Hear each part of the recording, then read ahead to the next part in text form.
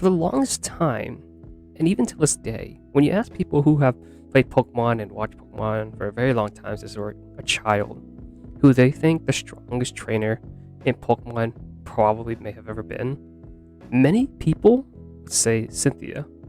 And that argument is arguably very valid. Because when we first saw Cynthia appear in the Pokemon Diamond and Pearl anime series, when she fought Paul, the only Pokemon she has ever used was only her Garchomp. And even when the series went on, when she fought Flint at the end of the anime series, she still only had her Garchomp. And we still never saw what her remaining Pokemon were, at least in the anime version anyway.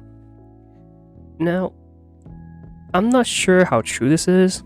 This is just based off research that I have found and what I've seen so far, but in the Pokemon Journeys episode, if you guys do watch it, if I found out that when they held the Master 8 tournament, the Master 8 tournament basically brings in 8 champions from each of the respective region to be a part of the tournament.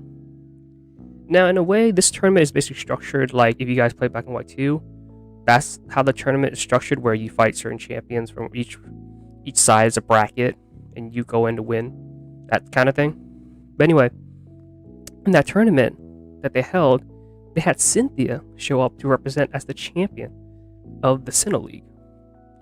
Now, her being here at the Master 8 tournament can only speculate my possible 2 theories for me. One, that even though Tobias won the Sinnoh League, in the anime series we saw, he either lost to one of the Elite Four members, or he lost to Cynthia herself. And keep in mind, this was the Tobias that we only saw use 2 Pokemon, and he still had 4 other Pokemon that we have never seen. Now, with that in mind, anyone who has beaten him, and I think it was Cynthia that had defeated him, they or she must have been stupid powerful, because in the anime series, just beating 2 Pokemon alone was considered a god feat, but defeating all of it and still winning is even better. Now, for the game, now that's just for the anime version, right, of Cynthia, how much we know about her. Now, for the game version of Cynthia anyway, first I'm going to start off with her team in the Pokemon Platinum series. So in Pokemon Platinum, when you first fight her to become the champion of Sinnoh, she had a pretty strong, diverse team. Her team consisted of Spiritomb, Roserade, Gastrodon, and in Diamond and Pearl DS games, she had a Gastrodon, but in Platinum she had Togekiss, Lucario, Milotic, and her ace, Garchomp.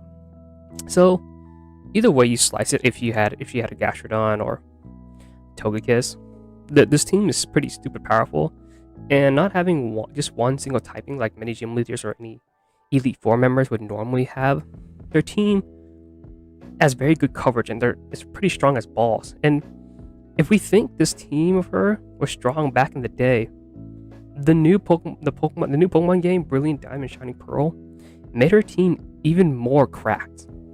They're essentially the same team, however, they're IV trained.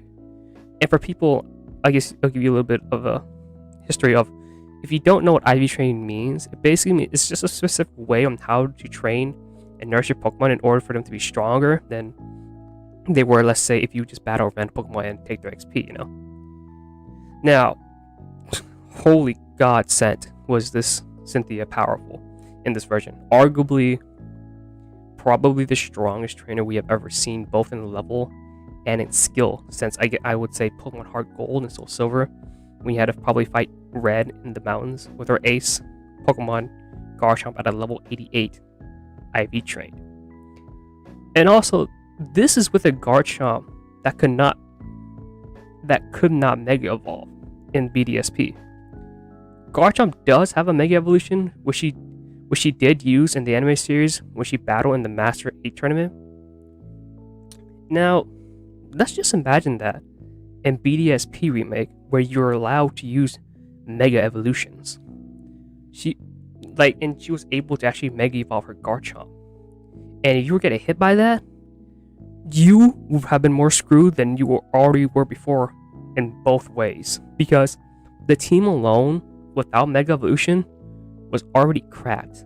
Now imagine if BDSP had a remake and they were like, hey, we're gonna involve some new, we're gonna bring back, I guess, Mega Evolution and like get some new megas, megas for your starters, mega for certain other Pokemon, and not just Garchomp, you would have been like screwed, because that would have been a team that's almost impossible to have defeated.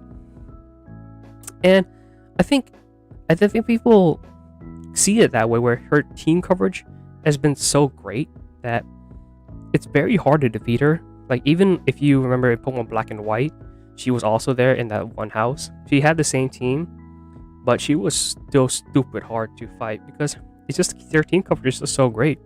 Having just not one typing, it's very hard to defeat her, where you can't just rely on one Pokemon. I mean, probably you can't if you're really overtrained, but like if you go in there as like a probably normal level, and you're both levels same as her, you're probably still gonna lose in some ways. And in BDSP, when I battled against her, she was cracked. If you go in a game with no items, she would have destroyed you. I needed those items to have won against her. And